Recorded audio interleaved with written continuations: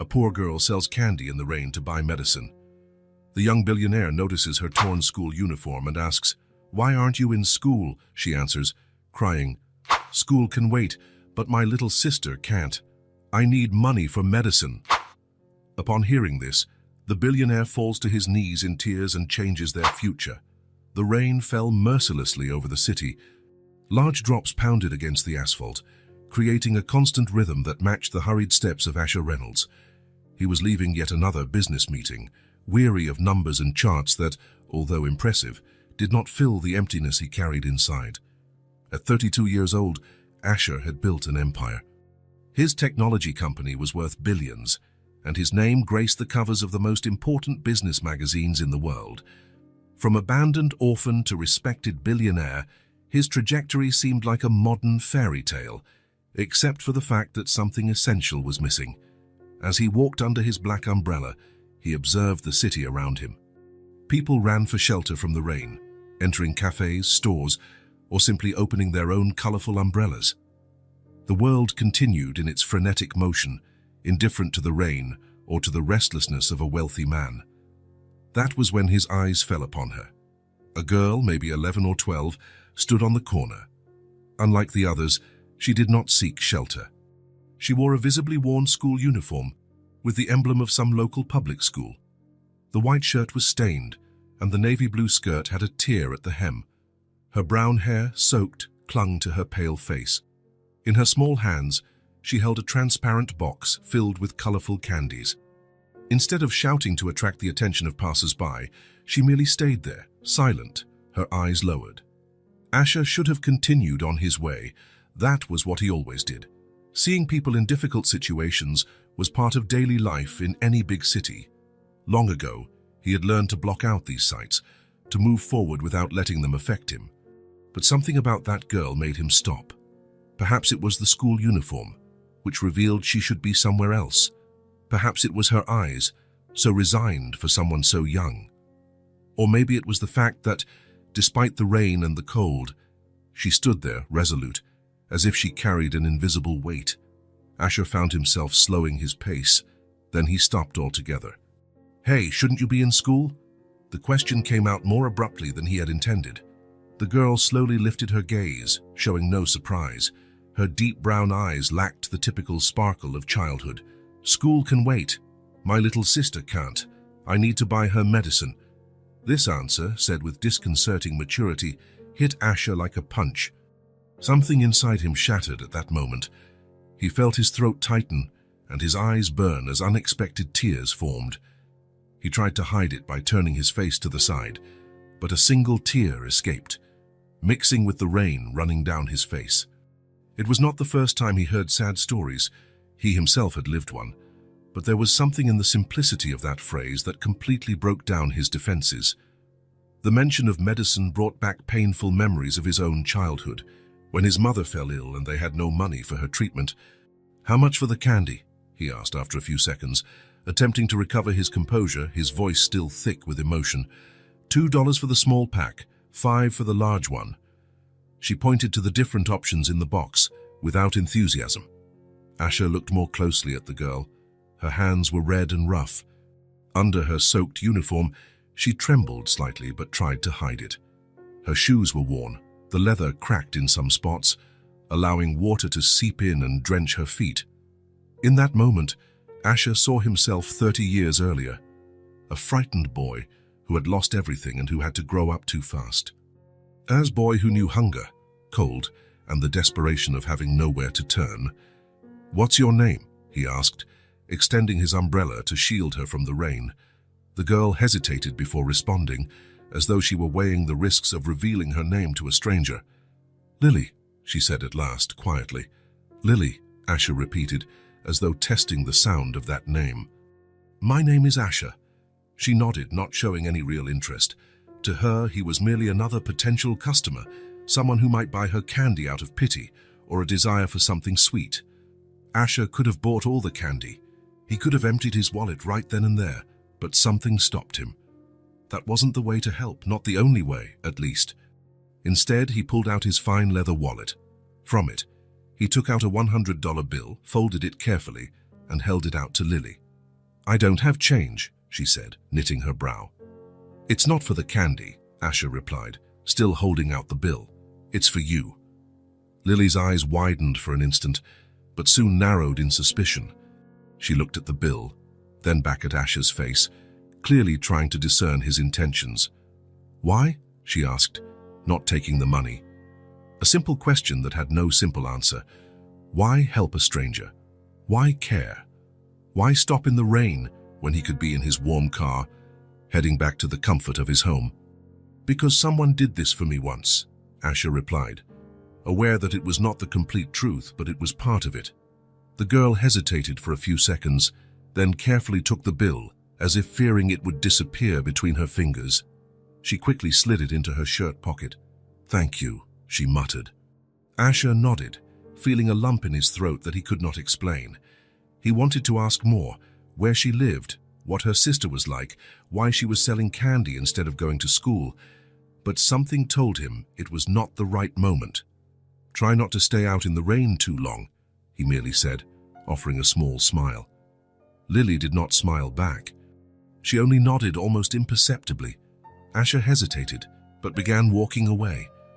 After a few steps, he looked back. Lily was still there, in the rain, holding her box of candy. Their eyes met briefly. Then she looked away, once again focusing on the wet pavement. As he walked to his car, Asher felt something strange in his chest. A sensation of emptiness, of incompletion, as if he had left something important behind. Something had broken inside him, a barrier perhaps, one he had kept up for years. He remembered his own childhood, the cold nights during which his mother had no money for rent, the days when they went to sleep hungry. He remembered the years in the orphanage after her death, the isolation, the constant sense of belonging to nothing and no one. Then he thought of Lily, of the sister she had mentioned, of the untold stories they must harbor, of the silent suffering they carried. Once he was in his car, Asher noticed his hands were trembling slightly. It was not because of the cold or the rain. It was because he had encountered someone who, like him, was fighting to survive in a world that seemed to have forgotten her, and because he knew deep down that $100 would not be enough. Not for Lily, and not for the wound that had just opened inside him. Asher's apartment occupied the top 2 floors of one of the most exclusive buildings in the city. Floor-to-ceiling windows offered a panoramic view of the urban lights that, by that time of night, resembled fallen stars onto the earth. Everything was impeccable, as always. The minimalist decor, chosen by a renowned interior designer, combined neutral tones with carefully selected pieces of contemporary art.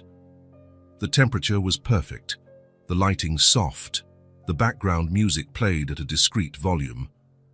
Asher set his leather briefcase on the coffee table and loosened his tie.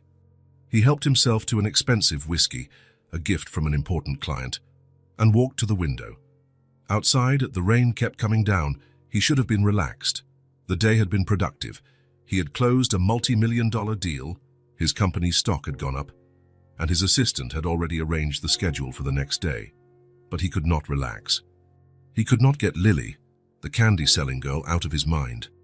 Her eyes, far too serious for someone so young, her wet clothes, her comment about her sick sister. "School can wait. My little sister can't. I need money to buy her medicine." Asher closed his eyes tightly, as if that might erase the memory. It wasn't the first time he had seen children in dire situations. The city was full of them, so why did this particular girl affect him so much? He took a sip of whiskey, feeling the liquid burn his throat.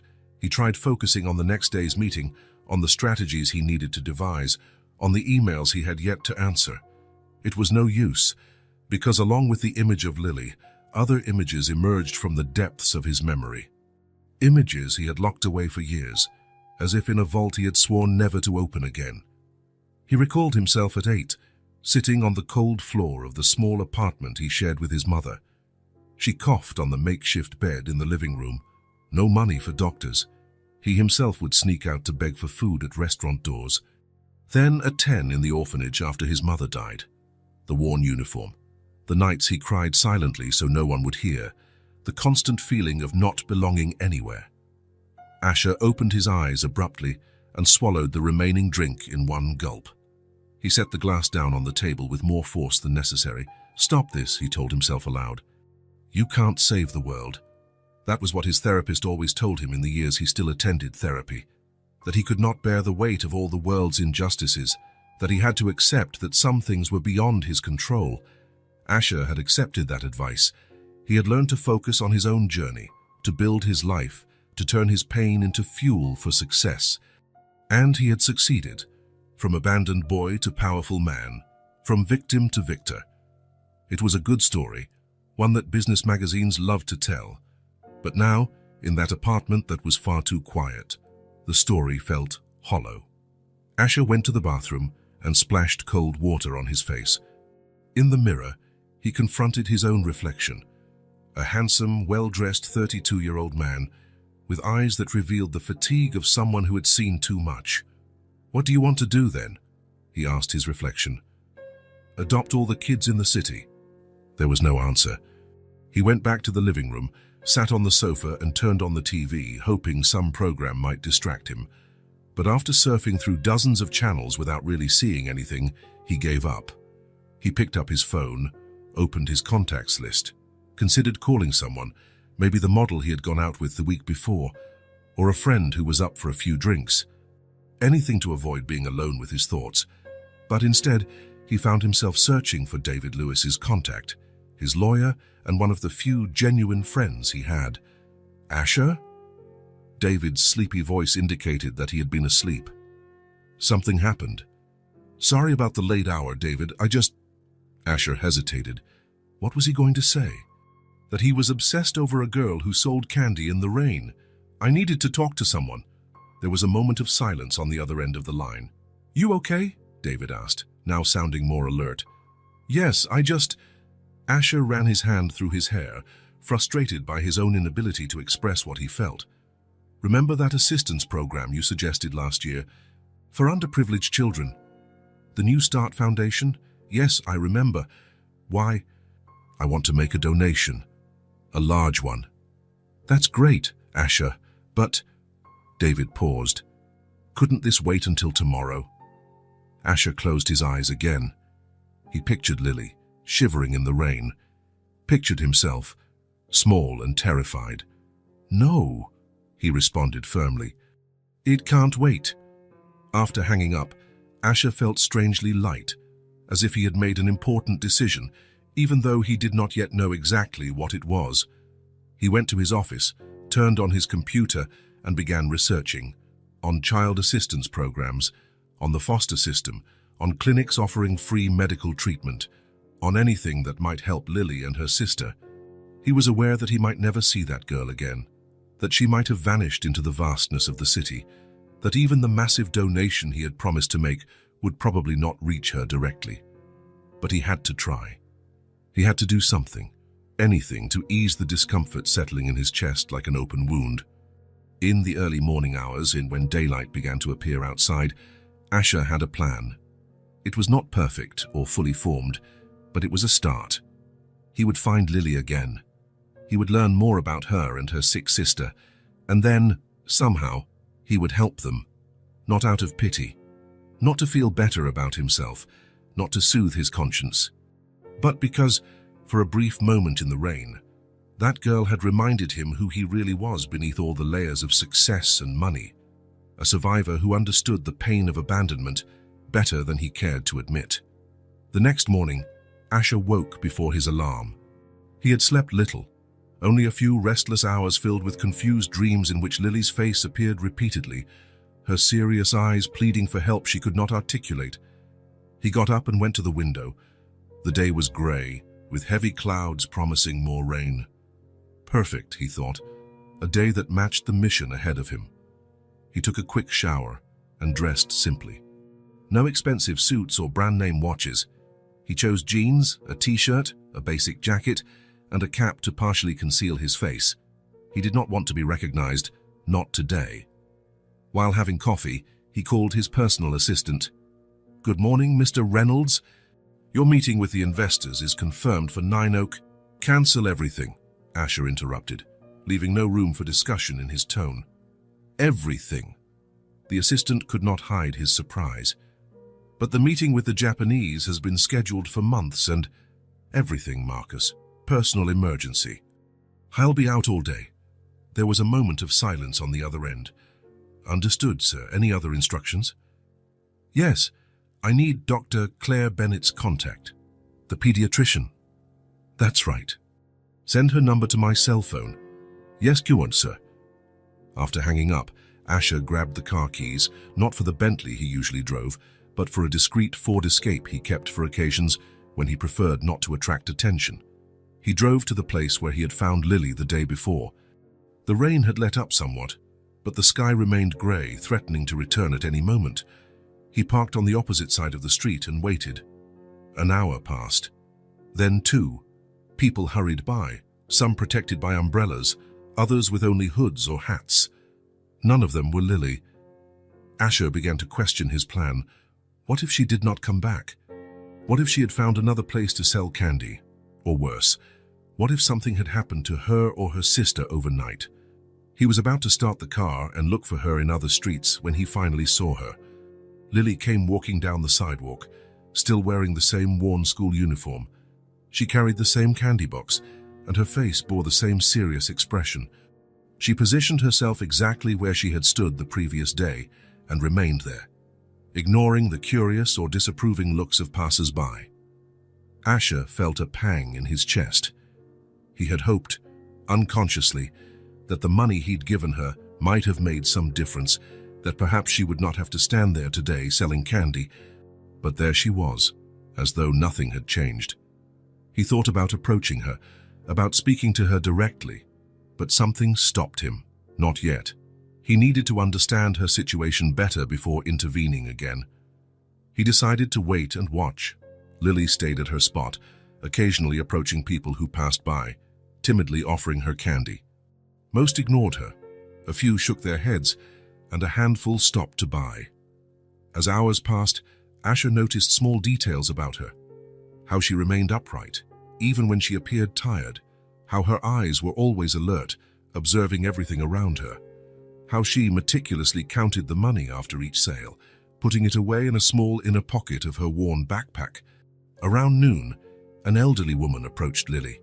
They spoke briefly. The lady bought a pack of candy and, before leaving, gently touched Lily's shoulder.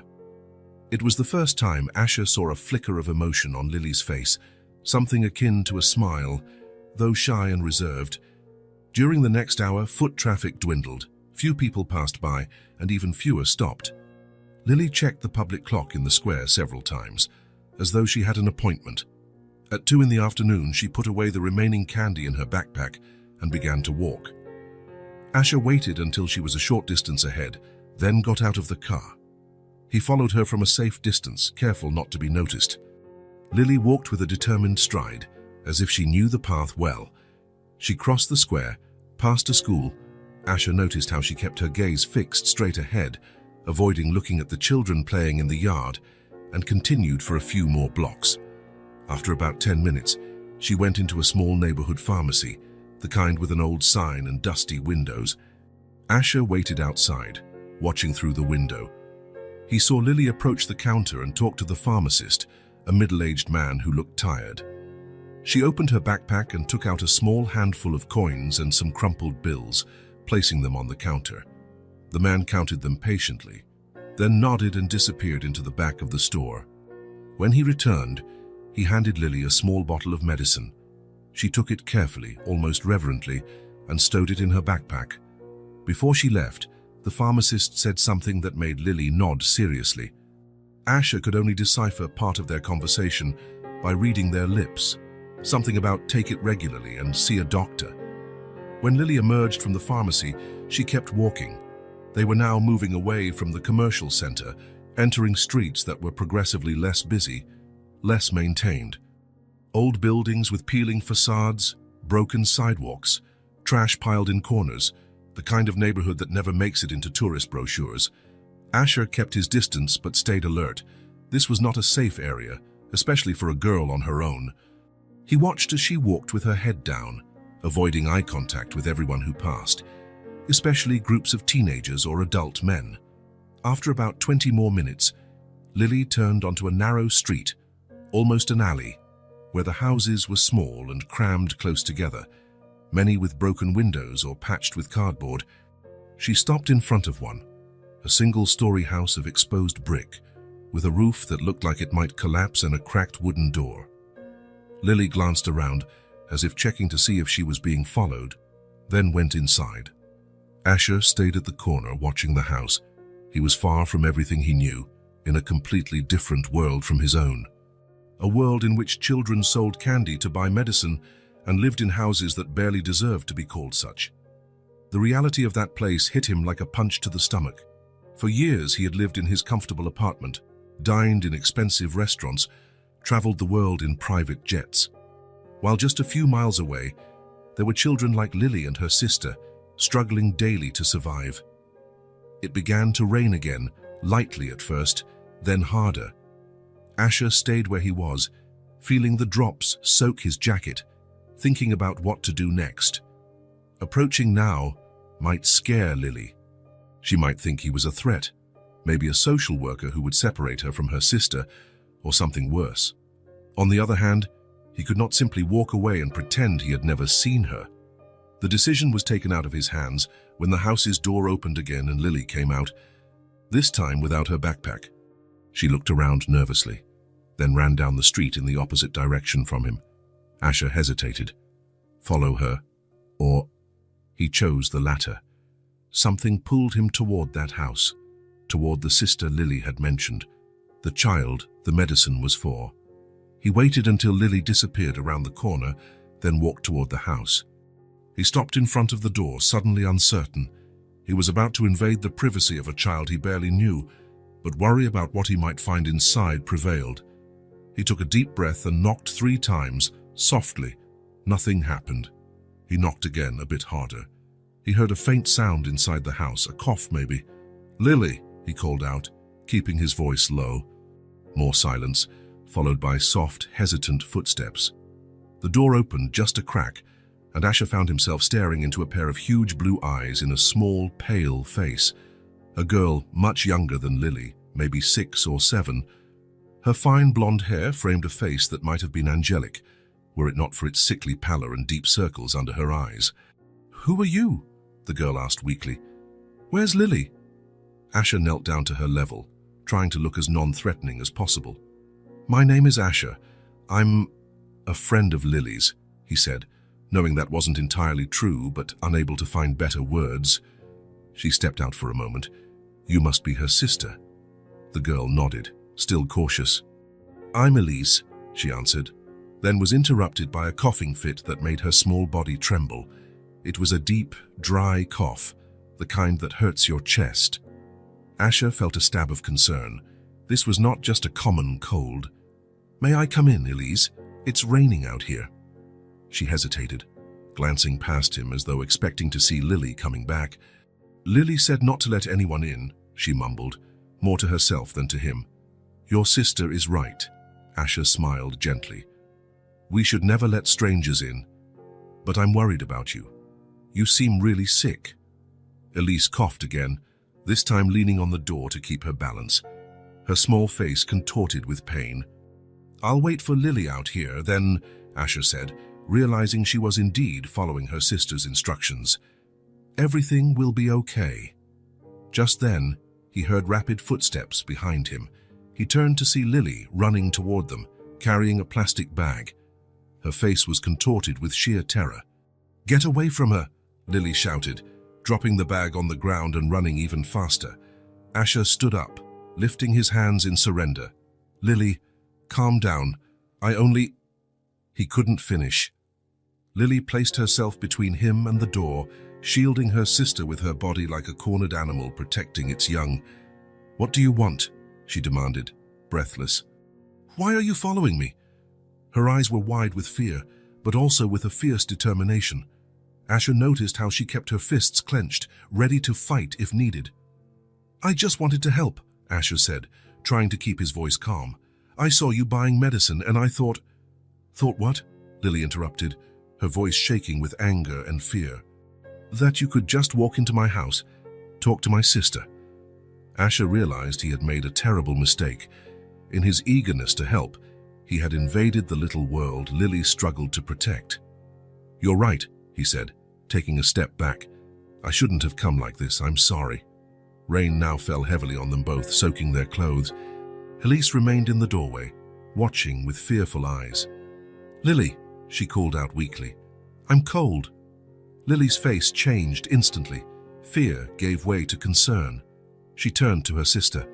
"I'm coming in now. Ellie, please go back to bed." Elise nodded and disappeared back inside the house. Lily turned back to Asher, now looking exhausted. "Please, just go away," she said quietly. "We're fine." But Elise's frail body and the cough Asher had heard told him they were anything but fine. "Lily, listen," Asher said, keeping his distance. "I know you don't trust me, and you have every reason not to, but I really want to help you and your sister." "Why?" she asked suspiciously. "What do you get out of it?" It was a good question. What was he gaining? Why was he standing in the rain outside a miserable house, trying to convince a distrusting child to accept his help? "Because I care," he simply replied. "Because nobody should go through what you're going through."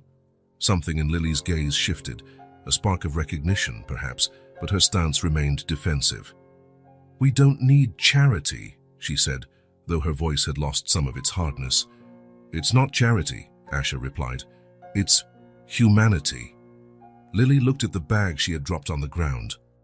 Asher followed her gaze and saw it contained bread and what looked like a small bottle of milk. "Go home," Lily said finally. "We're okay." Really. But her trembling body and the cough Asher had heard from Elise said otherwise. "Could I at least bring you something to eat? Something better than bread and milk, maybe some dry clothes? Your sister seems really sick, Lily." The mention of Elise's health seemed to pierce Lily like an arrow. Her shoulders slumped, and for a moment she looked only what she truly was, a child overburdened with too many responsibilities. "You're not going to call social services?" she asked, almost whispering. "Not if you don't want me to," Asher promised, understanding her fear. "I just want to help." There was a long pause, during which Lily appeared to wage an internal battle. Finally, she nodded so slightly that Asher almost didn't notice. "All right," she said, picking up the bag from the ground. "You can bring food, but don't come inside the house yet." "Please." "Deal," Asher agreed immediately. "I'll be back in an hour, tops." Lily nodded again, then quickly went back inside, shutting the door behind her. Asher stood there for a moment, feeling the rain lessen to a drizzle. Then he turned and hurried back to his car. On the way, he called Dr. Bennett, a reputable pediatrician who had treated the son of a close friend. He explained the situation vaguely, mentioning only that he knew a sick child who needed discreet medical attention. "This seems irregular, Mr. Reynolds," said the doctor cautiously. "I know, doctor, and I wouldn't ask if it weren't important. I promise it's nothing illegal. It's just a delicate situation." There was a pause on the other end of the line. "All right," she agreed at last, "but only because I know your reputation. I'm free tomorrow morning." "Thank you, doctor. I'll send you the address." After hanging up, Asher stopped by a shopping center. He bought more than he had initially intended. Enough food for several days, including fruits, vegetables, meats, dairy, bread, cereals, and yes, chocolate. New clothes for both girls, pants, shirts, jackets, socks, underwear, blankets, pillows, personal hygiene products, some books and notebooks, and even some simple toys for Elise. He had to make 2 trips from the car to Lily's house, carrying heavy bags. On the first trip, Lily hesitated before opening the door. On the second trip, she opened it more quickly, though she still kept her distance. "You're sure you won't call anyone?" she asked, while Asher set the last bags down on the doorstep. "I promise," he replied. "But Lily, your sister seems to need real medical attention. Those medicines you bought, are they enough?" Lily lowered her gaze, biting her lip. "I don't know," she admitted so quietly that Asher almost didn't hear. "The pharmacist said she should see a doctor, but we can't afford it. If we go to a public hospital, they'll ask questions, and then—" She trailed off. But Asher understood. If they went to the hospital, The authorities would be notified about 2 minors on their own. They might be separated, placed in different homes. I can bring a doctor to you, Asher offered, someone I trust who won't ask questions. She can examine Elise and recommend proper treatment. Lily raised her eyes, a glimmer of hope showing in her tired look. Would you do that? Of course, Asher replied, feeling a wave of relief that he could finally help in a concrete way. Tomorrow, in fact. Lily nodded, and then hesitantly opened the door a bit more. You want to come in? Just for a bit. To meet Elise. It was a huge gesture of trust, and Asher understood its significance. He nodded and carefully entered, trying not to make any sudden or intrusive movements. The interior of the house was as bleak as the exterior suggested, one single room with a rough concrete floor and walls marked by damp stains. There was hardly any furniture besides an old mattress in the corner where Elise lay, covered by what appeared to be a thin, worn blanket. A small table and 2 chairs completed the furnishings, along with some cardboard boxes that seemed to serve as improvised cabinets. A gas burner stood in the corner next to some battered pans. The ceiling had dark patches of damp, and Asher noticed a strategically placed bucket in a corner, presumably to catch rainwater from a leak. Asher kept his face neutral, hiding his shock. Seeing children living in such conditions, while he had so much. Ellie, this is Asher, Lily said, approaching her sister. He brought some things for us. Elise sat up with difficulty, and Asher could see just how frail she was. Her thin arms, her hollowed cheeks, her skin tinted a yellowish hue, suggesting some kind of hepatic or nutritional issue. Hi, Elise, he greeted, keeping a distance from the mattress. It's nice to meet you officially. The girl offered a small smile, showing baby teeth. You brought all those bags, she asked, curious. Yes, there's food, clothes, and other things I thought you might need, Asher replied, smiling back. Is there chocolate? Elise asked, a sparkle in her eyes that had not been there before. Asher laughed, feeling a pang in his heart. Even sick, she was still just a child. Yes, there is chocolate, he confirmed, but I think you should eat something more substantial first. Right, Lily? Lily, who was opening bags and organizing their contents, nodded. I'll prepare something for us, she said, sounding slightly lighter. Do you want to stay for dinner? Asher sensed it was another gesture of trust. I'd love to, he replied. Can I help? In the next few minutes, he and Lily prepared a simple meal with the items Asher had brought. The presence of fresh, abundant food seemed to transform the environment. Elise perked up, sitting at the table with them, though she still coughed occasionally. This is really good, said the girl, munching on an apple after the main meal. Better than the school's food. You go to school, Elise? Asher asked, trying to keep the conversation light. Elise glanced at Lily, as if seeking permission to answer. We used to, Lily answered for her, but then Ellie got sick and it got complicated. Asher nodded without pressing. He noticed how Lily always used we, as if she and her sister shared all experiences. It was the protective instinct of someone who had taken responsibility for another person. During dinner, Asher tried starting light conversations, avoiding intrusive questions. He talked about the city, about children's books, about animals and nature. Safe topics. Elise babbled happily, excited by the presence of someone new. She spoke about cartoons she watched when the neighbor's TV was on and she could peek through the window. She mentioned a cat that sometimes visited the backyard and that she would like to adopt. Lily, on the other hand, remained more reserved, watching the interaction between the two with alert eyes. Occasionally, she smiled at some funny remark her sister made, but then returned to a watchful posture. After the meal, while Elise returned to the mattress with a new book Asher had brought, Lily invited him to sit at the small table. Thank you, she said, looking at the leftover food. This will last us several days. You're welcome, Asher replied. And I'll come back tomorrow with more supplies and with the doctor, if that's okay with you. Lily nodded, but there was a question in her eyes. What is it? Asher asked. Why are you doing this? Really? The question came out loaded with suspicion that seemed deeply ingrained in her. Because I can help, Asher answered simply. And because you deserve a better chance. Lily studied him for a moment, as if trying to gauge his sincerity. We're on our own, she finally said, her voice nearly a whisper. Since something bad happened. It was the first time she had mentioned her family situation. Asher waited quietly, avoiding pressure. Don't you have any relatives who could help? He asked gently. Lily shook her head. Our grandmother died before I was born, and our father... She hesitated, choosing her words. He was never around. Asher noticed how she avoided mentioning her mother, even when the conversation naturally hinted at it. There was a pain there that she was not ready to share. It's just the two of us now, Lily concluded, looking at Elise, who was engrossed in the book, unaware of their conversation. But it's fine. I take care of her. You're very brave, Lily, Asher said sincerely, but nobody should bear so much burden alone, especially someone your age. For a moment, Lily's eyes filled with tears, but she quickly blinked them away. We'll be fine, she said, with a firmness that seemed aimed more at herself than at him. Now that Elise will have a doctor, we'll be okay. Asher nodded without contradicting her. Trust, for someone who had lost so much, was built gradually, step by step.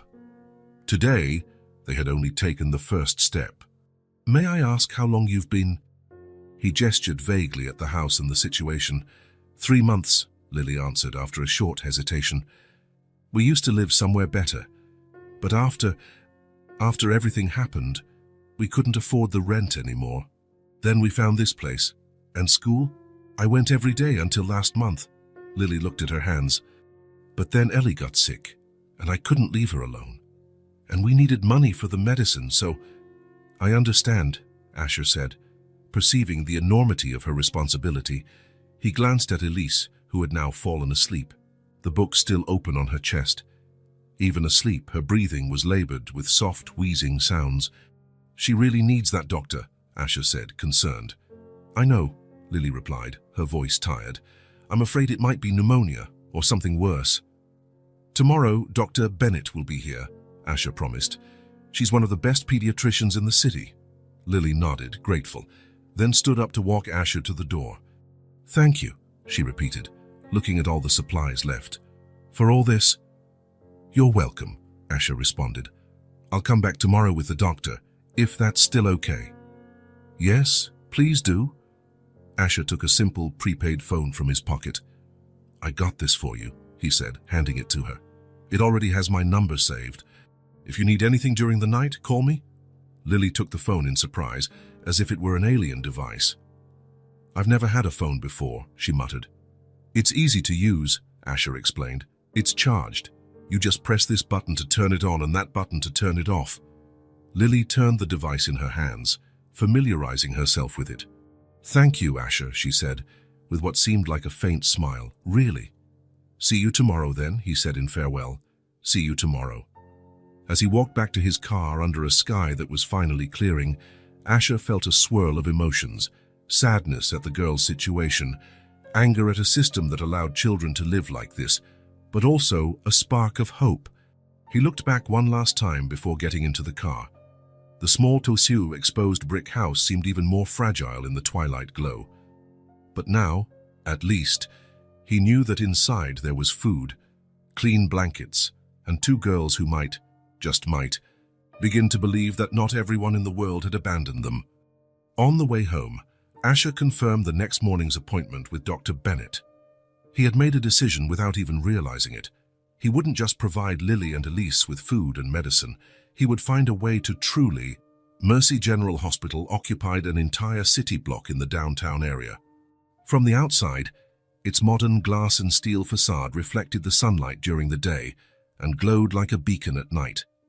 For most people, the building represented hope, a place where science and compassion came together to heal. For Lily, it was a prison of white walls and strange smells, a place that threatened everything she had fought to preserve.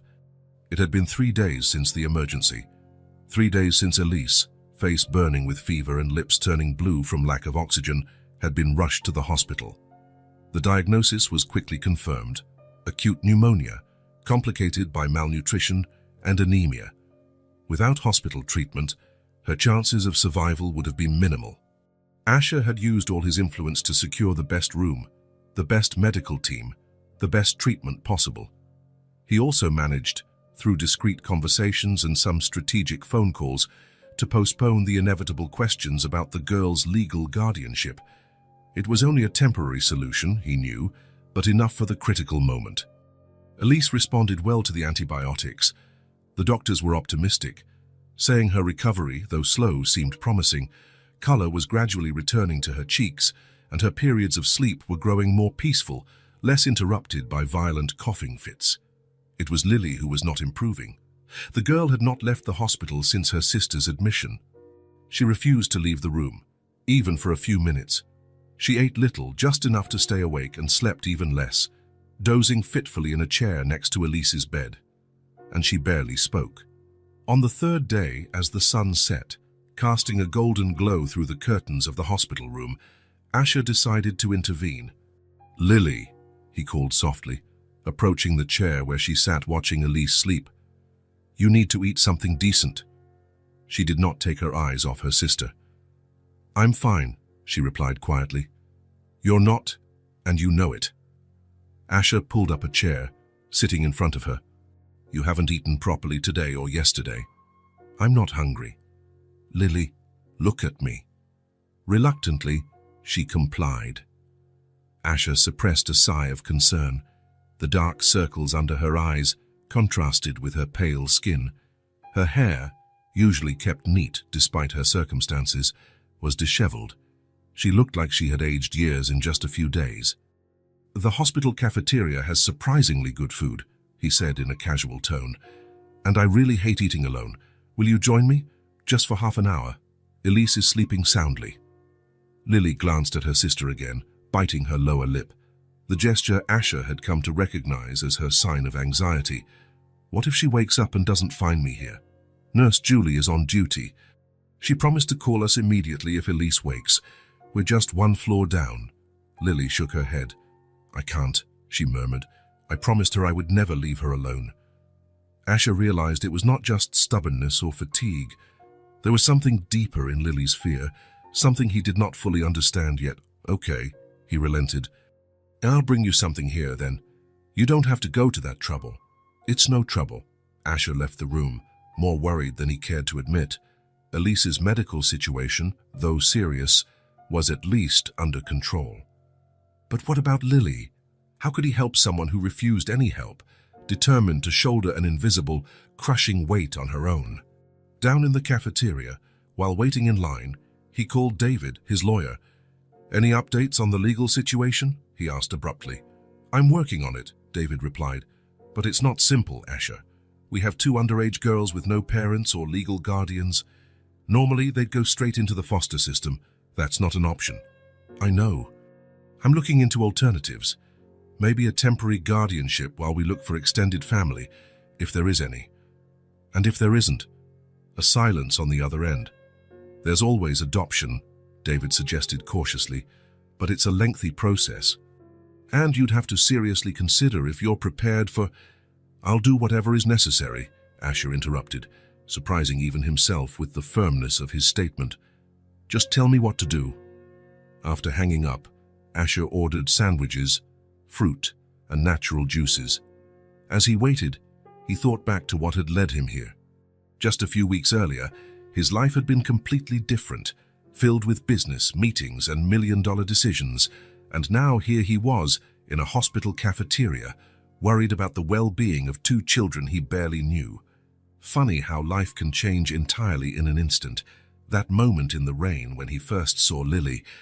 When he returned to the room, he found Lily in the same position.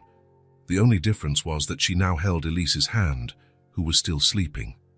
"I brought you some choices," Asher said, placing the tray on the little table beside the chair. "I didn't know what you like." Lily looked at the food, then up at him with an expression of surprise and something like gratitude.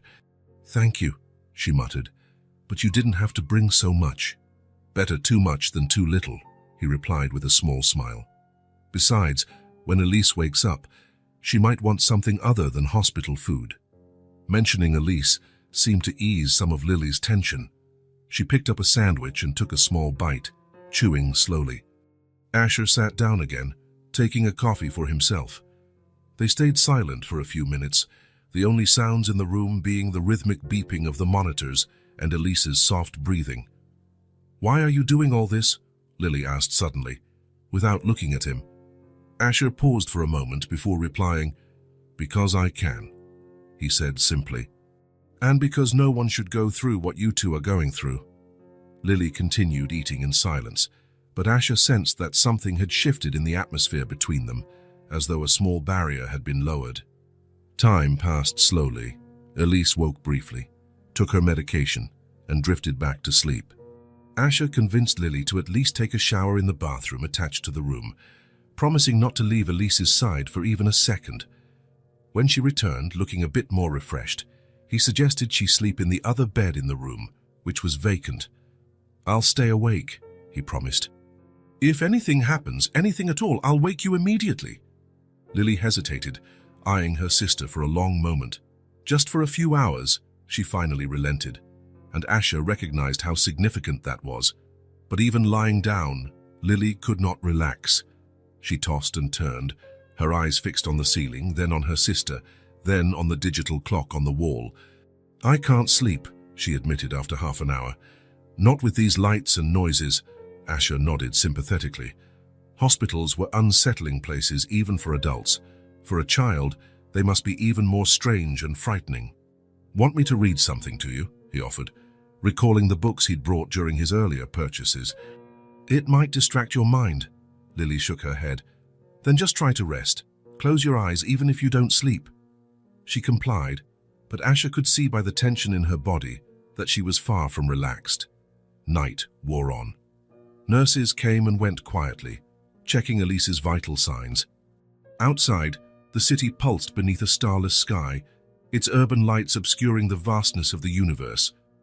Around 2 in the morning, when the hospital had settled into a sort of relative silence, Lily spoke again, her voice almost a whisper in the darkened room. "I'm scared." Asher, who had been thumbing through a magazine without really reading it, looked up. "Of what?" he asked in the same soft tone. Lily sat up in bed, hugging her knees. "Everything," she answered, her voice cracking slightly. "That Elise won't get better, that someone will find out we're alone and separate us, that I won't be strong enough to care for her." It was the first time he had seen her so vulnerable. Asher felt a lump rise in his throat, a mixture of compassion and admiration for this girl carrying such a heavy load. "Lily," he said, choosing his words carefully, "you don't have to be strong all the time, and you certainly don't have to do this alone." "I do," she insisted, with a conviction that seemed to come from a deep place of pain. "I promised my mother I would take care of Ellie. It's my responsibility." It was the first time she had mentioned her mother directly. Asher stayed quiet, afraid any question might make her shut down again. "I saw what happens when you fail," Lily continued, now staring at her own hands. "I saw what happens when you aren't strong enough." "What do you mean?" There was a long silence, long enough that Asher thought she would not answer. But then, speaking so softly that he had to lean in to hear, Lily began, "My mother was beautiful," she said, as if describing a distant figure, almost mythical, and smart. "Everyone said she could be anything, a doctor, a lawyer, a scientist, but then she got pregnant with me while she was still in college." Lily paused, taking a deep breath. "My father didn't want to know. He left before I was born. But my mother, she was strong. She finished college, got a good job, took care of me by herself, and everything was fine, you know. We had a nice apartment. I went to a decent school. She took me to the park on weekends." Her face softened with the memory, a brief moment of light in the darkness. Then she met Brian. At first, he seemed nice. He brought presents, took us out to dinner, said he wanted a family with us. They got married when I was 8. Lily's expression hardened. Early the next year, Ellie was born, and that's when everything started to change. Brian lost his job. He started drinking, blaming my mother for everything. He said we were a burden, that he never wanted a family, that she tricked him. Lily swallowed hard, and Asher felt silent anger rising toward these men who had abandoned Lily, her mother, and her sister. He left when Ellie was 2, disappeared just like my father. But before that, he destroyed everything, spent all my mother's savings, sold our things, left bills unpaid, even hit her a few times. Asher felt a knot tighten in his chest, quiet rage building. My mother tried to start over, Lily went on. She went back to work in 2 jobs, but there were so many debts. We lost the apartment, had to move somewhere smaller, in a worse neighborhood. She got more and more tired, more sad. Sometimes I'd hear her crying at night when she thought we were asleep. Lily glanced at Elise, who was still sleeping peacefully, oblivious to the painful story. This past winter, my mother got sick. We thought it was just a cold. She kept working, she couldn't afford not to, but it got worse. Coughing, fever, trouble breathing. Asher felt a chill run down his spine, realizing where this was going. When we finally convinced her to go to the hospital, it was too late. Severe pneumonia, the doctors said, made worse by exhaustion and a weakened immune system. She died 3 days later. Lily's voice cracked on the last word, and silent tears began rolling down her cheeks. My mother lost everything. And then she lost her life, she murmured, the words broken by emotion. And now Ellie has the same symptoms. The same cough, the same fever. I can't lose her too. The cry she had held back for so long finally emerged, not in dramatic sobs, but in quiet, deep weeping, as if she feared the sound of her pain itself might disturb her sister's fragile rest. Asher felt his own heart ache at this revelation. It all made sense now. Lily's constant fear, her refusal to leave her sister's side, her determination to handle everything alone. It wasn't just responsibility, it was terror. Terror of reliving the most devastating loss of her life.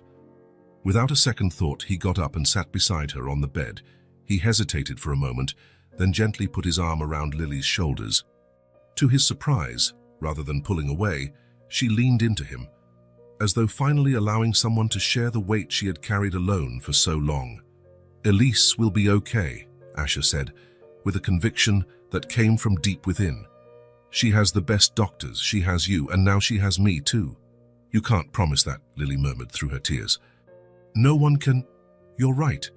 I can't promise nothing bad will ever happen, but I can promise you won't be alone, no matter what. Lily looked at him, her eyes red and swollen, yet with a spark of something that could be hope. Why? She asked again, the same question she had voiced so many times. Why do you care so much about us? Asher pondered for a moment. Why indeed? What was it about these 2 sisters that stirred him so deeply? Because sometimes, he replied softly, people come into our lives for a reason, and when that happens, we have a choice, to ignore it or to act. I choose to act. It wasn't a complete answer, and both of them knew it, but for now, it was enough. They fell silent, side by side on the small hospital bed, each lost in their own thoughts. Across the room, Elise stirred slightly in her sleep, murmuring unintelligible words before settling down again. You should try to sleep now, Asher finally said. Tomorrow is another day. Lily nodded and lay down again. This time, her body seemed less tense, as if sharing her story had lifted some of the weight from her shoulders. Asher, she called when he was about to go back to his chair. Yes. Thank you for not saying everything will be all right. Everyone says that, and it's never true. Asher gave a sad smile. All I can say is we'll face whatever comes. Together? That night, Lily finally slept. Maybe not deeply or fully, but at least for a few real hours. Asher remained awake, watching over the 2 sisters, thinking about the story he had just heard and what he could do to help them. He realized that, deep down, what Lily needed most wasn't practical solutions or empty promises. She needed presence, someone willing to sit beside her in the darkness, sharing her silence, her pain, her hope. Night after night, as Elise slowly recovered, Asher repeated the same ritual. Sometimes they talked about trivial things, books, movies, places they wanted to see. Sometimes they sat in companionable silence, and on the hardest nights, when Lily's fear returned to haunt her, he simply held her hand, reminding her in that simple gesture, "You are not alone." It wasn't a magic cure. The fear was still there, the pain was still there. But gradually, almost imperceptibly, something began to shift. A barrier had been broken, a truth shared, a burden, if not removed, at least shared. And in that, both Lily and Asher found something unexpected. The beginning of healing. Time inside a hospital follows its own rhythm, hours that feel like days, days that blend into a continuous haze of fluorescent lights, antiseptic smells, and the constant comings and goings of white-coated professionals. For Lily and Asher, each minute at Elise's bedside was a battle between hope and fear. In the first 5 days after she was admitted, the girl's condition remained stable, but showed no significant signs of improvement. The medical team kept neutral expressions, speaking in technical terms about response to antibiotics, oxygen saturation, and lung function. Lily had learned to decipher those expressions, to notice even the slightest furrow of a brow, to interpret tiny pauses in their sentences. She had become skilled at reading between the lines of what the doctors didn't say outright, and what she read did not always reassure her. Asher, too, had established a routine. Every morning he arrived early with clean clothes for Lily and a breakfast better than the hospital's offerings. During the day, he alternated between working remotely on his laptop and participating in discussions with the doctors, asking questions Lily might not know how to ask. At night, he sat with her, offering silent support as they watched Elise sleep, hooked up to tubes and monitors. On the 5th night, when the hospital had settled into that semi-silence characteristic of the early hours, something changed. Elise, who normally slept a restless, feverish sleep, began coughing violently. The monitors began blaring alarms, and within seconds the room filled with doctors and nurses. "We need more oxygen. Her saturation is dropping fast. Elise, look at me, sweetheart. Can you hear me?" Lily was gently but firmly pushed away from the bed as the medical team went to work. Asher held her by the shoulders, both of them watching in horror. "What's happening?" Lily whispered, her voice breaking. "Why isn't she getting better?" "They're doing the best they can," Asher answered, though he felt the same dread rising within him. After what felt like an eternity, the crisis was contained. Dr. Bennett, the pediatrician Asher had hired, approached them with a grave expression. "There was a buildup of fluid in her right lung," she explained. "We need to drain it and adjust her antibiotic treatment. The next 24 hours will be critical." "Is she going to—" Lily could not finish the question. The words stuck in her throat. "We'll do everything we can," replied the doctor, placing a hand on Lily's shoulder. "Elise is a fighter." That night was the longest since Elise's admission. Lily refused to leave the room for even a minute, keeping her eyes on her sister and the monitors, as if her constant vigilance might ward off anything else bad from happening. Asher stayed by her side, silent most of the time, occasionally handing her a cup of water or giving her a gentle pat on the shoulder. Words seemed inadequate, insufficient against the magnitude of that moment. By sunrise on the 7th day, as soft morning light began to filter through the blinds, Dr. Bennett returned. She examined Elise thoroughly, reviewed the latest test results, and spoke briefly with the night nurse. "The drainage went well," she said finally, turning to Lily and Asher. "And the new antibiotics seem to be working. Her numbers are starting to improve." "That means," Lily began, afraid to get her hopes up only to see them dashed. "It means we're on the right path," the doctor replied, allowing a small smile. "We're not out of the woods yet, but it's a good sign." The following hours brought more positive signs. Elise's fever began to subside. Her breathing, though still aided by oxygen, grew less labored. The numbers on the monitors improved little by little. That afternoon, while Lily was sitting at the bedside, holding her sister's small hand, Elise opened her eyes, not with the feverish confusion of days prior, but with clarity. "Lily!" she called, her voice weak but distinct. The emotion that rushed through Lily felt almost physical, a wave that started in her chest and spread to the tips of her fingers. It was the first time in days that Elise recognized her immediately, free from fever-induced disorientation. "I'm right here, Ellie," she said, leaning closer. "I'm right here." Elise looked around, as though taking in her surroundings for the first time. Her eyes, still tired but more alert, settled on the tubes attached to her arm. "These hurt," she said, wrinkling her nose. Lily felt a spontaneous laugh escape her throat. It was so typical of Elise. Even when sick, she found the energy to complain. "I know, but they're helping you get better." Asher, who had been on the other side of the room talking on the phone, noticed that Elise was awake and approached quickly. "Hello, Sleeping Beauty," he said with a warm smile. "We've missed you." Elise looked at him for a moment, as if trying to recall. "Asher," she finally said, "you're still here." "Of course I am. I promised I wouldn't go anywhere. Remember?"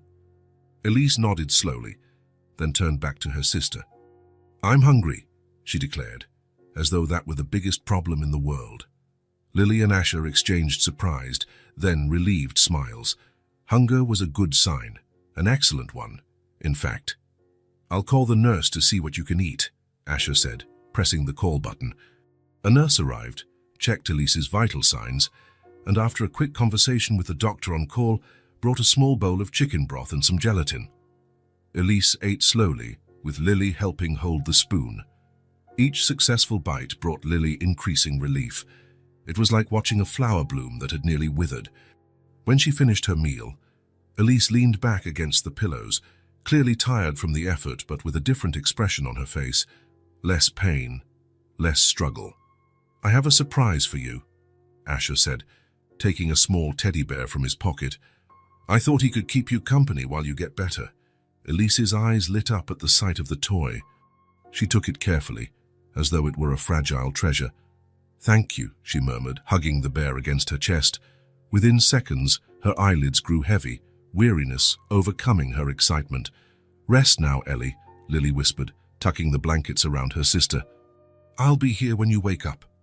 When Elise fell asleep again, this time more peacefully, Lily allowed herself to relax for the first time in days. She sank back into the chair by the bed, exhausted but relieved. That was when Asher noticed something different, something that had disappeared when they first entered the hospital, but was now returning, tentatively, like a hesitant visitor. A smile, not a courtesy smile or a forced one, meant to reassure her sister. A genuine smile that began at the corners of her mouth and gradually spread, lighting her entire face like a ray of sunshine, finally breaking through heavy clouds. "She's going to be okay," Lily said, her voice thick with emotion, more a statement than a question. "She's really going to be okay." Asher nodded, feeling a tightness in his own throat. "Yes," he replied simply. "She will." In that hospital room, surrounded by the soft beeping of monitors and the gentle glow of late afternoon, they had witnessed what felt, after so many days of uncertainty and fear, like a small miracle. It wasn't the end of their journey. They still faced many challenges: Elise's full recovery, the girl's legal status, an uncertain future waiting for them. But in that moment, as he watched Lily's smile, rare and precious as a wildflower blooming through concrete, Asher knew that they had overcome the worst, and together, somehow, they would find their way forward. The following days brought a transformation that felt almost miraculous. Elise improved by the hour, regaining not only her physical strength but also that vibrant energy so characteristic of her. Her voice, once weak and broken by coughing, again filled the room with curious questions and spontaneous laughter. The pneumonia was retreating, defeated by a combination of potent medications, top-notch medical care, and perhaps the fierce will of a little girl who had plenty to live for. Test results showed constant improvement in her lung function. Supplemental oxygen was no longer needed during the day. Color had fully returned to her cheeks, and her appetite grew each mealtime. "She's responding exceptionally well to the treatment," Dr. Bennett commented during her morning visit, while listening to Elise's lungs with a stethoscope. "Better than we expected, to be honest." "When can we go home?" Elise asked, impatient like any child confined to a hospital room for too long. The doctor smiled, adjusting her glasses. At this rate, in 2 or 3 days, the news thrilled Elise, who began listing all the things she planned to do once she left the hospital. Asher, standing by the window, also smiled in relief, but it was Lily's reaction that caught his eye.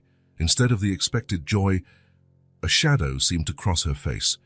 She forced a smile for her sister, of course, and thanked the doctor. But Asher noted how her shoulders tensed, how her hands gripped each other. "Everything okay?" he asked when the doctor left. "Sure," Lily answered quickly, too quickly. "Why wouldn't it be?" Before Asher could press further, a nurse walked in carrying Elise's breakfast, and the conversation was halted. All morning long, Lily seemed physically present but mentally elsewhere. She answered questions with single words, flashed a perfunctory smile when appropriate, but her eyes often wandered beyond the window, as if searching for something far away. Her behavior continued throughout the day. While Elise watched cartoons on the small TV in the room, Lily sat in a corner chair, absently thumbing through a magazine without really reading it. "I'm going to get us something to eat," Asher announced late in the afternoon. "Any special requests?" "Ice cream," Elise exclaimed immediately. "If the nurse allows it, why not?" he said with a smile, then glanced at Lily. "How about you?" "I'm not hungry," she murmured. "You have to eat something." "Maybe later." Asher hesitated, concerned, but decided not to push. Perhaps she was just tired after so many days of constant vigilance. "I'll be right back," he said, leaving the room. He took the elevator down to the hospital cafeteria, thinking about Lily's strange behavior. It was almost as if, as Elise improved, Lily withdrew further, as if the sister's imminent recovery, rather than bringing relief, triggered some kind of anxiety. When he returned about 20 minutes later with a tray of sandwiches, juices, and yes, a small cup of vanilla ice cream for Elise, he found only the younger girl. "Where's Lily?" he asked, placing the tray on the small table. Elise shrugged, her eyes on the ice cream. "She said she needed to walk around a bit. She said she'd be back soon." "How long ago did she leave?" "I don't know. Maybe 10 minutes. Asher felt a slight uneasiness. It wasn't like Lily to leave her sister alone, even for a short time, especially now that Elise was only just starting to recover. "I'm going to look for her. Stay here and eat your ice cream, okay? Not too much," he added with a smile. Elise nodded, already prying the lid off the cup. Asher went out into the hallway, glancing both ways. No sign of Lily. He asked a passing nurse if she had seen a roughly 12-year-old girl, and she pointed toward the stairwell leading to the ground floor. In the hospital lobby, Asher searched among the people coming and going, waiting in chairs, chatting in small groups. Nothing. He checked the women's restroom, asking a staff member to go in and look for Lily. She came out, shaking her head. An unsettling thought crossed his mind. What if Lily wasn't just going for a walk? What if she... He went out the hospital's main doors into the fresh, early evening air. The sun was beginning to set, tinting the sky with orange and pink. He glanced around the parking lot, the sidewalk near the ambulance entrance. Then he noticed, across the street, a small park. Nothing fancy, just a few trees, wooden benches, a paved path, and a modest playground. Could that be where Lily had gone? He hurried across the street into the park. There were few people at that hour, an elderly man feeding pigeons, some children on the swings under their parents' watch, a teenage couple sharing headphones on a distant bench. He walked the paths, feeling his concern grow with each minute. Then, nearing a more wooded area, he saw her. Lily was sitting on the ground, back against a large tree trunk, knees drawn up against her chest, head bowed.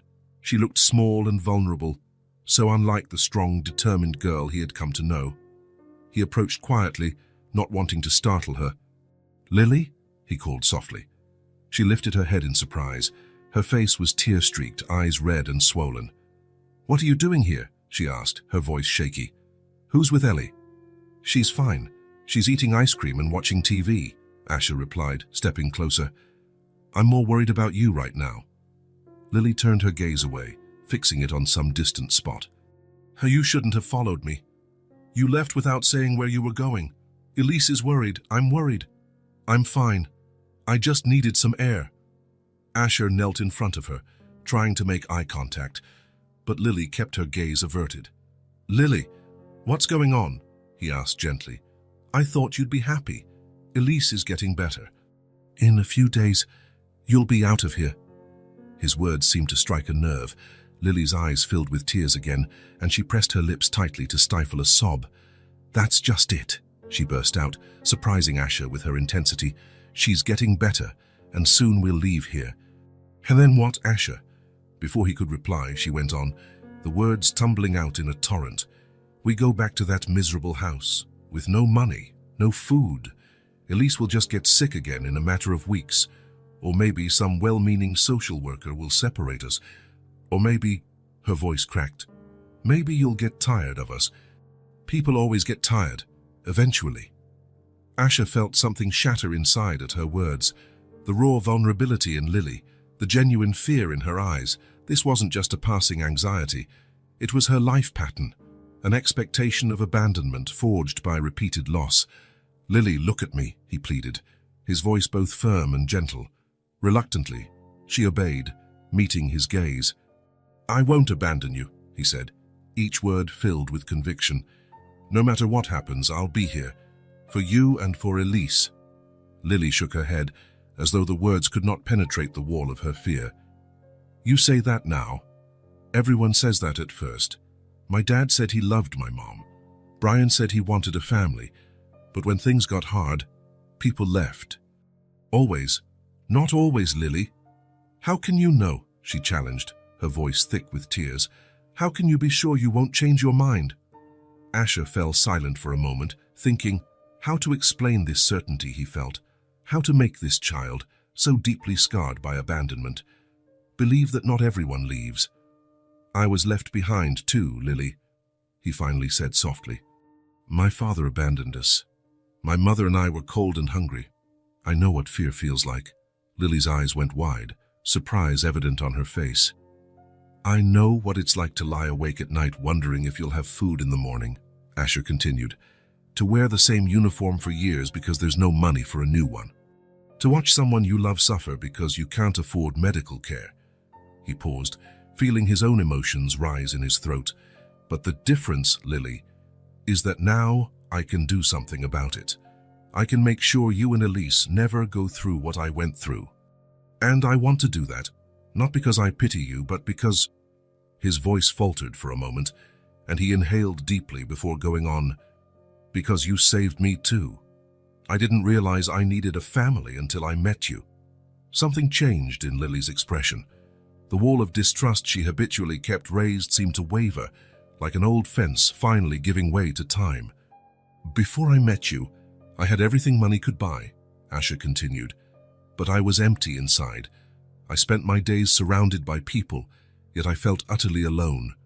Then, on that rainy day, I saw a girl selling candy, someone who, despite facing the worst life had to offer, still found the strength to care for her sister, to keep fighting." He reached out, brushing a single tear from Lily's cheek.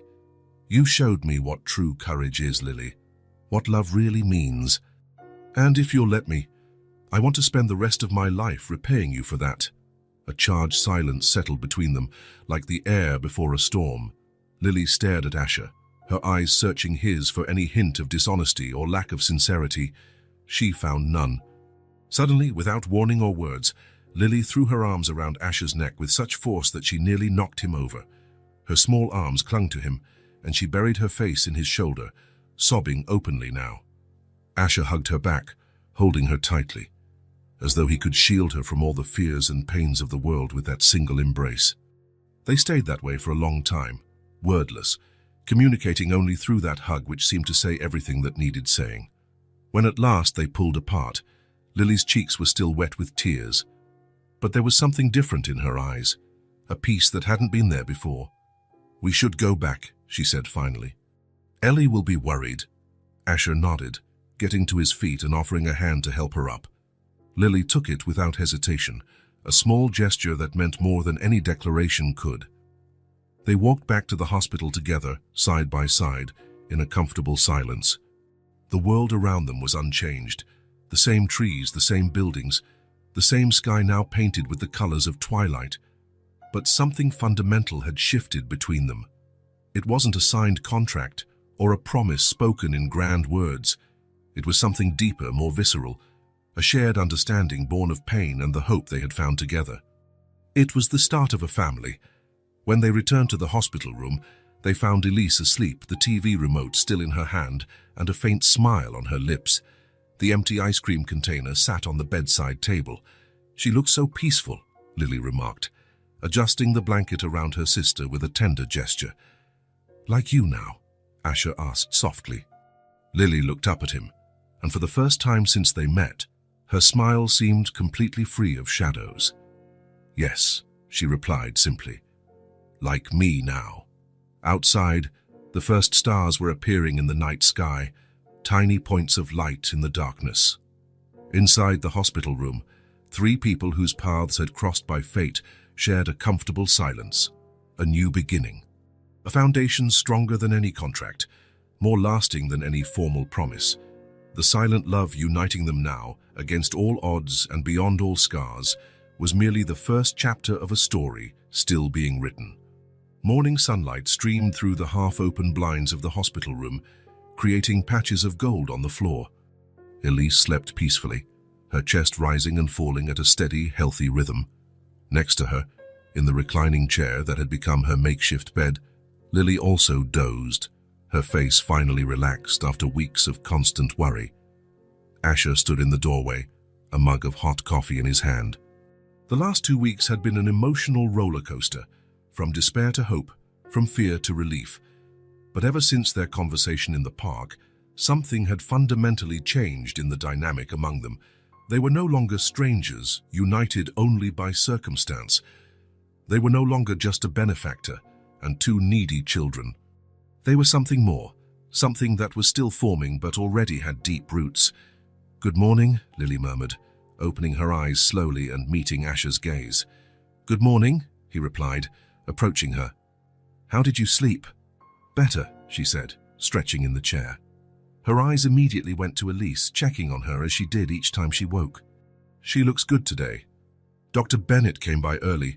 She said we'll likely get discharged tomorrow." A genuine smile lit Lily's face, something that had become increasingly frequent over the past few days. It was no longer the guarded, fearful smile that flitted across her face briefly before vanishing. It was open, confident. "Where will we go?" she asked, the question hanging in the air like a delicate bubble. There was no fear in her voice, Asher noted, just curiosity, trust. "I have an idea about that," he said, sitting on the edge of the empty bed beside her. "But I want to talk it over with both of you first." As if summoned by the mention of her name, Elise stirred on the bed, slowly opening her eyes. For a moment, she seemed disoriented, her gaze wandering around the room until it settled on Lily and then on Asher. "Is it breakfast time?" she asked, her voice still rough with sleep. Lily and Asher both laughed at the typical comforting question. "Almost," Asher replied. "How are you feeling, Ellie?" She sat up in bed, propping the pillows behind her with surprising skill for someone who had spent so long in a hospital. "Good," she said simply. "Can I go home today?" "Probably tomorrow," Lily answered, moving closer to help with her sister's pillows. "If you keep getting better like this?" "And which home, Asher?" Elise asked, going straight to the point with the frankness only a child could muster. Asher and Lily exchanged a glance. It was time. "That's actually what I wanted to talk about," he began, carefully choosing his words. "I have a big home with plenty of empty rooms. I was thinking, maybe you two could stay with me for a while, until we figure out what's next." A short silence followed, the words hanging in the air like soap bubbles, fragile and glistening. "You mean, live with you?" Lily asked in a low voice, as though saying it too loudly might make the offer vanish. "Yes," Asher confirmed. "Temporarily, of course, until we find a more permanent solution." He did not mention the long conversations he'd had with David over the past few days, discussing legal options, guardianship possibilities, even adoption. There would be time for those details later. "Is your house nice?" Elise asked, eyes glowing with childlike excitement. "It is," Asher said with a smile. "There's a big yard, and it's near a park. And there's more than enough space for both of you." Elise looked at Lily, as if asking permission to be excited. "What do you think, Lily?" Asher asked, knowing that ultimately the decision rested on the older sister's shoulders, as always. Lily was silent for a moment, meeting Asher's eyes. Gone was the constant distrust and the fear of abandonment she'd shown him in the park. She was still cautious. She would always be cautious. It was part of who she was, but there was also something new. Hope. "I think that would be good," she finally said, giving a shy smile. "For Ellie to have a safe place to fully recover. And for you too, Lily," Asher added gently.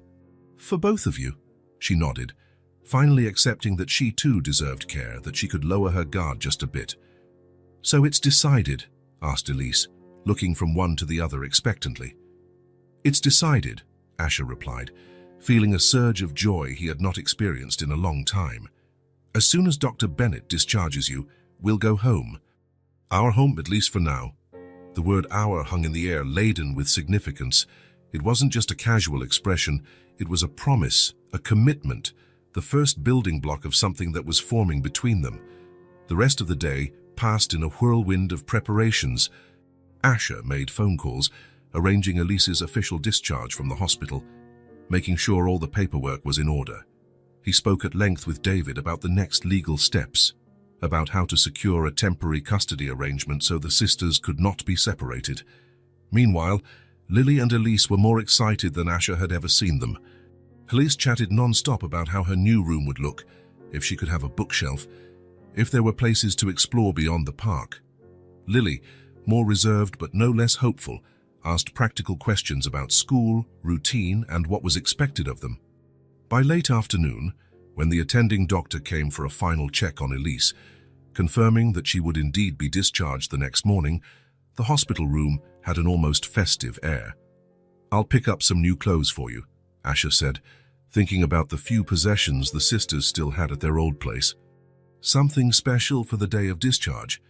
"We don't need new clothes," Lily protested, still uncomfortable with the idea of receiving gifts. "I know," Asher responded kindly, "but I want to consider it a welcome home present."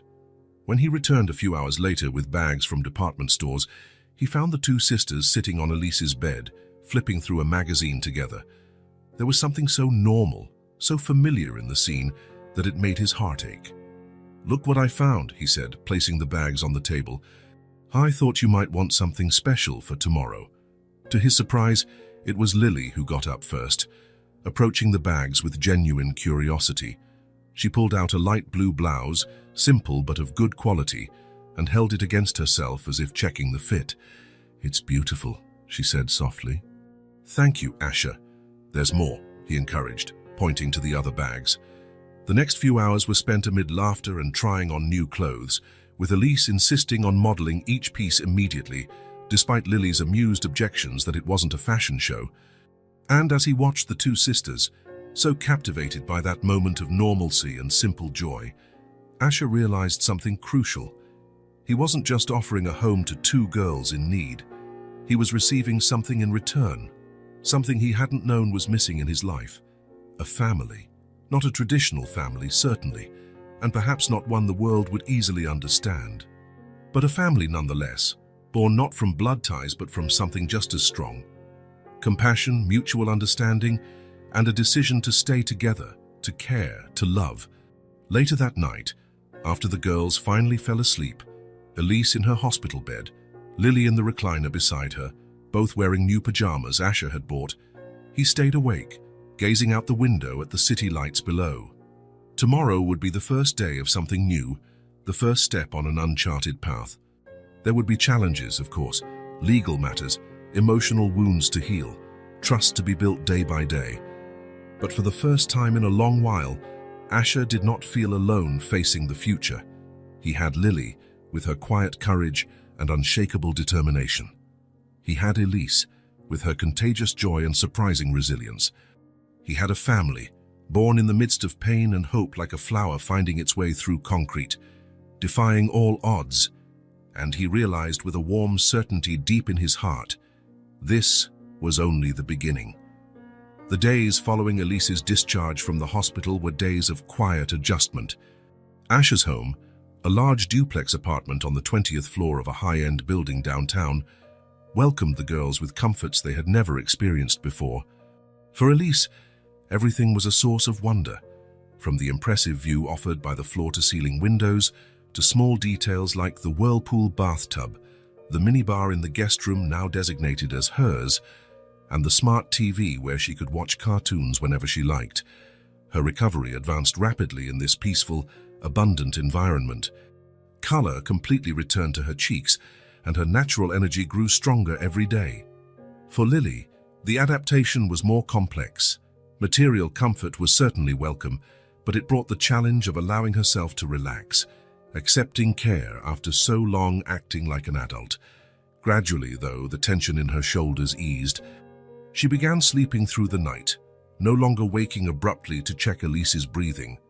She allowed herself small moments of untroubled joy, laughing at a movie, devouring a book from Asher's extensive library, or simply gazing at the city below while sipping a cup of hot chocolate. As for Asher, the girl's presence completely transformed what had once been just a place to sleep. The apartment, originally purchased more for status than affection, now truly felt like a home. Elise's laughter echoed through the halls. Lily's books were strewn across the coffee table, colorful drawings hung on the refrigerator, little signs of life that filled a void he never knew existed. Legally, their situation was still a work in progress. David, his lawyer, was working tirelessly on all the paperwork for temporary guardianship. That involved meetings with social workers, documents to fill out, testimonies to gather. It was complex, but it moved forward successfully. Asher's solid reputation, his financial means, and the obvious improvement in the girl's condition all played in their favor. On the 10th morning after leaving the hospital, Asher woke with a crystal-clear conviction. The idea had been forming for a while, but now it was as solid as a final decision. It was no longer if, but when and how. He decided it would happen that evening, after dinner. He asked his housekeeper to prepare something special: lasagna, Elise's favorite, and apple pie for dessert, which Lily had once mentioned she enjoyed. The day went by with apparent normalcy, except for a slight nervousness Asher tried to hide. He took some work calls, reviewed documents from his team, but his thoughts repeatedly returned to what he intended to say to the girls that night. When they finally sat down at the dinner table, the atmosphere was light. Elise was excitedly chatting about a science program she'd watched that afternoon, explaining with childlike enthusiasm how bees made honey. Lily gently corrected a few points, revealing knowledge acquired from books. Asher watched their interaction with a smile, reflecting on how fortunate he was for that seemingly random encounter in the rain just a few weeks prior. Once they had finished dessert and cleared the dishes, leaving just the three of them at the table, Asher sensed the moment had arrived.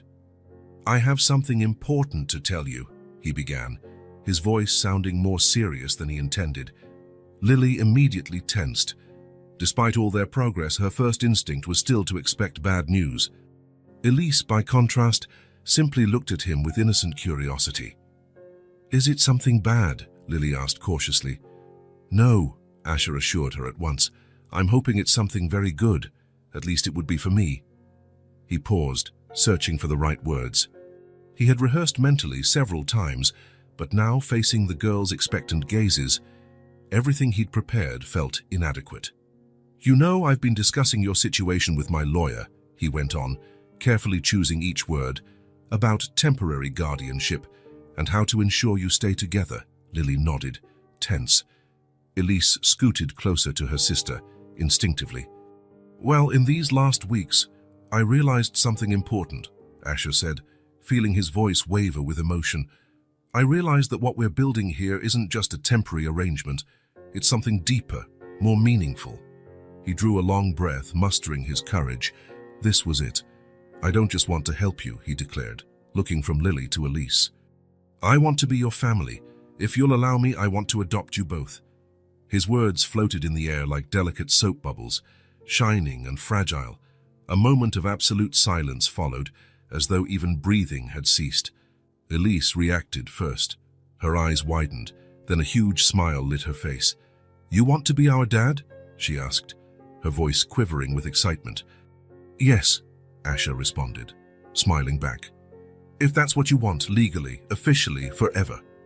Elise turned to Lily, awaiting her reaction. The older sister was very still, her face unreadable, but her eyes glistened with tears she fought to contain. Lily, Asher prodded gently, what do you think? I'll understand if you need time or if you don't. Yes, Lily interrupted, her voice a whisper, tears finally spilling over. Yes. Asher felt something expand inside him, filling every hollow space he had carried for years, a happiness so intense it bordered on pain. Yes, he repeated, to be sure. Yes, Lily said again, more firmly now, a trembling smile on her lips. We want to be your family. I want you to be our dad. Elise, unable to contain her excitement, jumped from her chair and ran into Asher's arms, nearly toppling him with the force of her hug. Can we call you Dad now? She asked, laughing through tears. Of course you can, he said, hugging her close and feeling his own vision blur. If that's what you want. He looked at Lily, still seated, tears streaming freely down her face. He extended his free arm toward her in a silent invitation. Slowly, as if in a dream, Lily stood and approached. When she joined the hug at last, Asher felt a circle close, like a homecoming after a long journey through uncharted lands. They stayed that way for a long time, the three of them holding each other, laughing and crying at once, a fusion of emotions so intense it defied words. It wasn't merely relief or gratitude or even happiness. It was something simpler and more complex, recognizing that families can form not by blood alone but by choice, day after day, moment after moment, choosing to remain, to care, to love. That night, after the girls finally fell asleep, not in separate bedrooms but together in Elise's bigger bed, as though they needed the closeness to process everything, Asher stood by the door, watching them. Their faces were peaceful, free of the worry and fear so familiar until recently. Tomorrow there would be more papers to sign, more legal procedures to navigate. There would be decisions about schools, routines, and the process of constructing a whole new life for the three of them. There would be challenges, misunderstandings, adjustments, hard moments every family goes through. But none of that mattered now. The hardest part, opening their hearts, trusting, choosing love over fear, was already done. Their truly new life was just beginning. Autumn had arrived, turning the city's trees into bursts of red and gold. The air was cooler that Monday morning, carrying that familiar scent of dry leaves and new possibilities that only September can bring. Lily stood before the mirror in her new bedroom, adjusting the collar of her white school shirt. It wasn't the same worn-stained uniform she'd once had, but a new one, tailored to fit, made of a fabric that didn't itch, and with neat seams. On the bed, a navy blue backpack lay waiting, stuffed with notebooks, pencils, and all the supplies required by her new school. Her own reflection startled her. Her hair, once hastily tied in a ponytail, now fell in soft waves over her shoulders. The dark circles under her eyes were gone, as was the constant worry that had aged her prematurely. She was still Lily, but a version of herself she'd never been allowed to be. A light knock on the door interrupted her thoughts. "Can I come in?" came Asher's voice. "Sure," she answered. Asher entered Aisos, followed by Elise, already wearing her own uniform for the elementary school adjacent to Lily's. The younger girl practically bounced with excitement.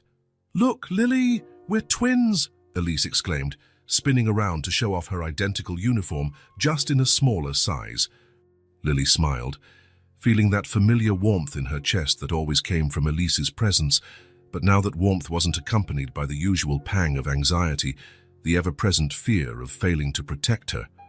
"You look beautiful, Ellie," she said, adjusting the bow on her sister's collar, which had shifted during her enthusiastic spinning.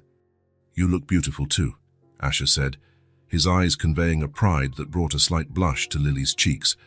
"Ready for the big day?" Lily took a deep breath. A simple question, but laden with meaning.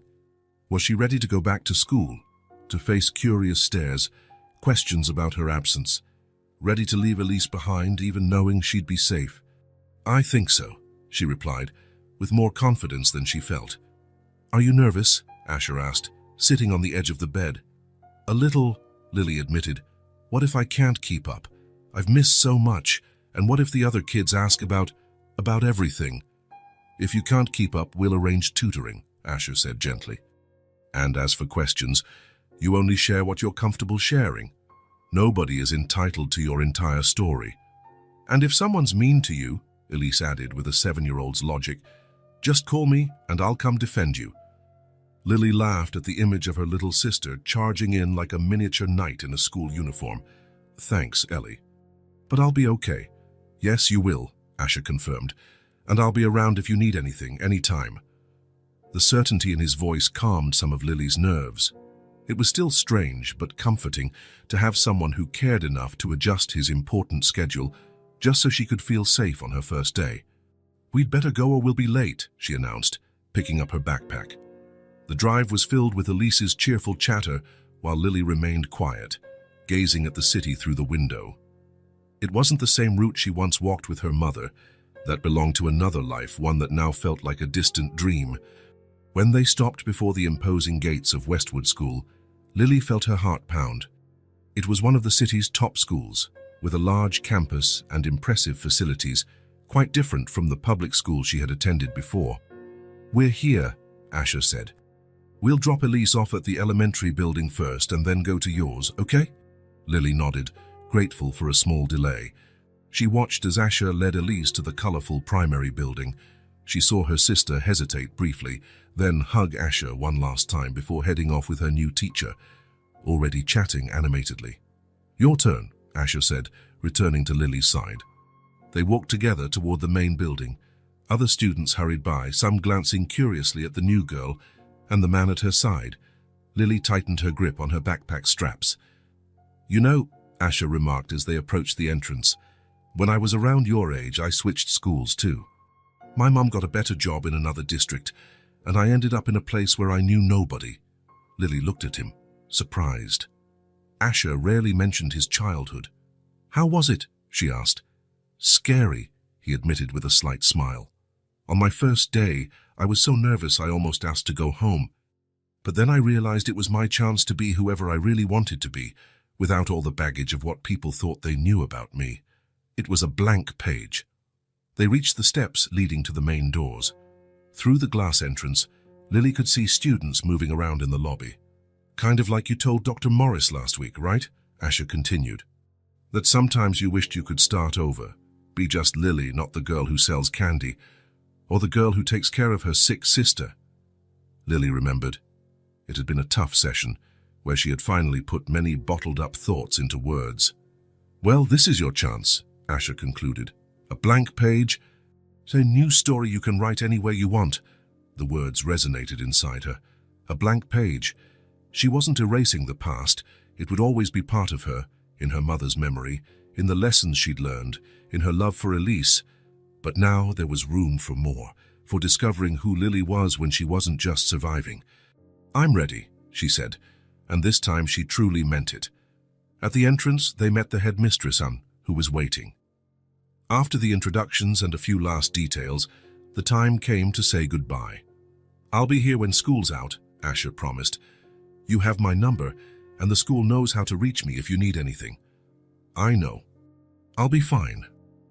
After a moment's hesitation, she leaned in and hugged him, a gesture she was still learning to initiate. "Thank you," she whispered against his shirt.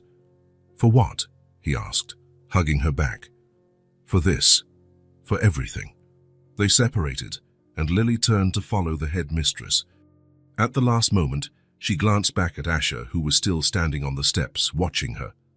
She gave one final wave, and then crossed through the open doors of the school, not to sell candy on a wet corner, not to endure pitying looks, but to learn, to grow, to discover who she might become now that the future was not just a threat but a horizon of possibilities.